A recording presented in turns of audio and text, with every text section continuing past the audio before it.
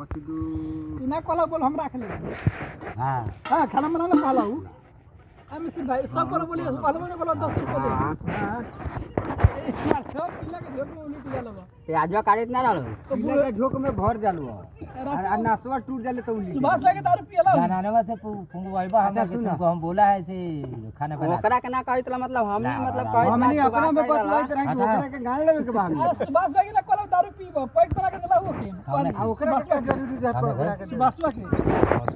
उहे मोटका के हमरा तो हरा बाजू हां सब लोग सुनते हमने के सामने गिलास में हमें के देख रहा हूं वही दारू पी आई कोनो पटिया देख ले बा आ तुम्हारे बोतल में पानी उठा के ले गेलो बा जाए ना पति ती मुची यार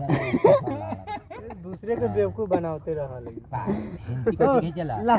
तोरा ऐसा ऐसा मोबाइल हम कोठी का ना ऐसा नहीं लइका था लाड़ तो इठा